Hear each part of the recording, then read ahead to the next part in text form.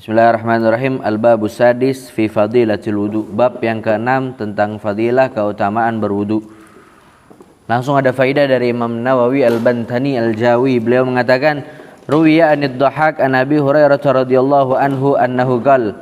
Diriwayatkan dari Sayyidina Abi Hurairah bahwasanya beliau berkata, qala Rasulullah sallallahu alaihi wasallam, Nabi Muhammad sallallahu alaihi wasallam bersabda, "Ma min 'abdin, tidaklah seorang hamba, wala imra'atin, tidaklah seorang perempuan, tawaddoa, dia berwudu, fa ahsanal wudu, lalu memperindah wudunya, tsumma qara'a ba'dahu, kemudian membaca setelah selesai wudu, inna anzalnahu fi lailatul qadri ila akhiriha." Satu surat inna anzalna dia baca setelah wudu, illa a'tahullahu ta'ala, kecuali akan Allah berikan kepadanya bikulli harfin, setiap huruf minha darinya, mi'ata darajah, 100 derajat.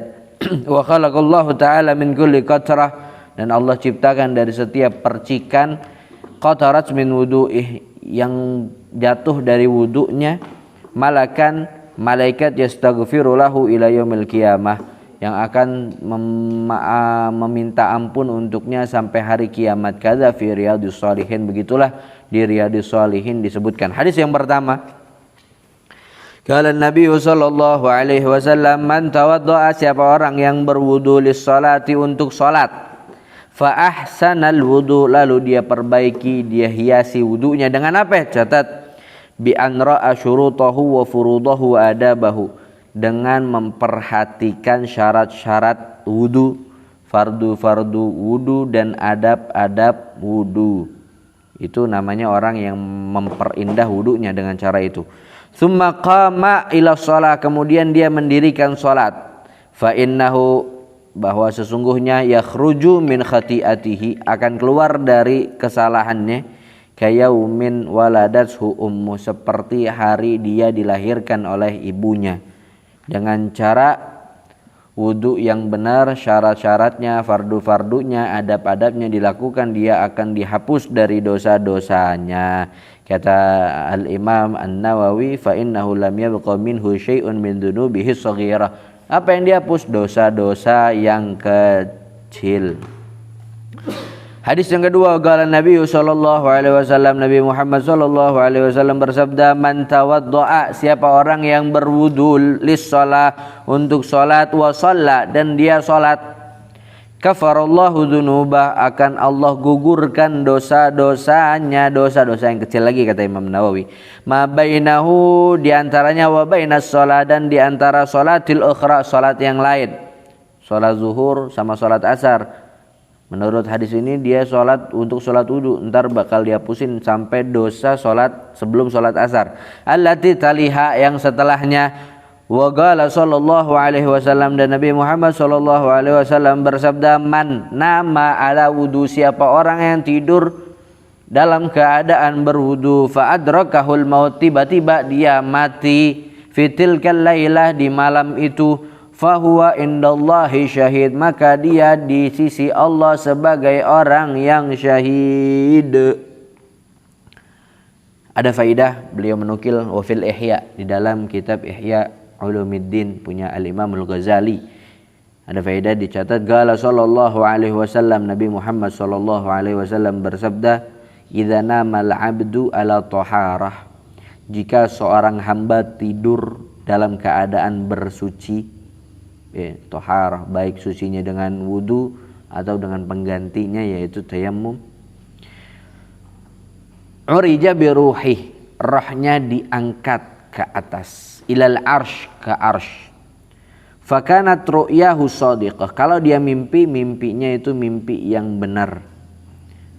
Wa in lam yanam ala taharah, kalau dia tidur enggak pakai bersuci, maksudnya dia nggak punya wudu ketika tidur, atau dia nggak punya tayammum ketika tidur,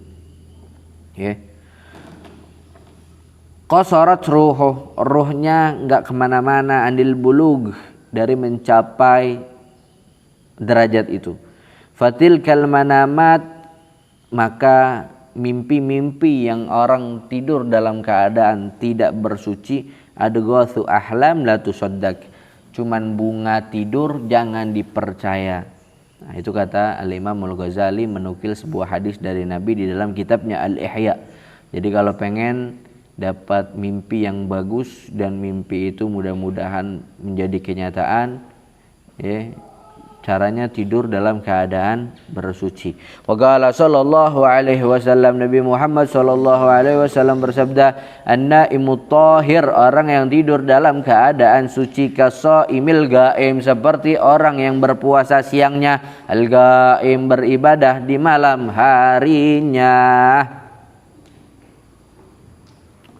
Wa qala sallallahu alaihi wasallam, dan Nabi Muhammad sallallahu alaihi wasallam bersabda, "Man tawaddoa ala tuhrin," siapa orang yang berwudu padahal masih suci, gitu loh maksudnya.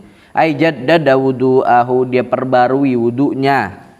Ya, dia perbarui wudunya. Kapan bisa perbarui wudu? Kalau udah dipakai wudunya buat sholat. Jadi udah sholat zuhur, dia udah sholat, habis pakai wudu dia sholat, habis itu dia perbaruin, itu baru bisa dikatakan perbarui wudu. Baru disunnahkan untuk memperbarui wudu, walaupun sebenarnya wudu itu masih bisa dia pakai buat sholat asar kalau belum batal, buat sholat maghrib kalau belum batal, buat sholat isya kalau belum batal. Makanya ulama dulu dikatakan wudu subuh dipakai sampai sholat isya. Kayak gimana itu? Gak kebayang dah pokoknya, insya Allah. Siapa orang yang berwudu ala tuhrin, dalam keadaan suci, maksudnya dia tajdidul wudu, memperbarui wudunya, kutibalahu, akan ditulis baginya asyru hasanat, 10 kebaikan, 10 kebaikan. Ya. Begitu dong dapat 10 kebaikan. Wa qala sallallahu alaihi wasallam, Nabi Muhammad sallallahu alaihi wasallam bersabda, la salata, tidak sah salat, liman, bagi orang, la wudu'alah, yang tidak memiliki wudu, wala wudu'a, dan tidak sempurna wudu. Tadi tidak sah orang yang enggak punya wudu sholat, kecuali dia tayamum nanti. Dan tidak sempurna wudu liman lam yadhkur ismallahi alaih, orang yang tidak menyebut nama Allah ketika berwudu.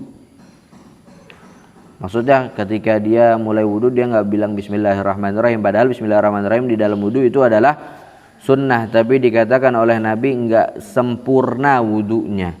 Wa qala sallallahu alaihi wasallam, Nabi Muhammad sallallahu alaihi wasallam bersabda, al wudu syatrul iman, wudu adalah setengah iman. Kenapa? Catat faidah dari siapa ini? Dari Imam Nawawi. Li'annal iman, karena iman, yutahhiru, mensucikan, najasatal batin, najis yang ada di dalam diri. Wal wudu, sedangkan wudu, yutahhir najasatal zahir, mensucikan yang terlihat. Makanya kata Rasulullah, sabda Rasulullah, wudu adalah setengah dari iman.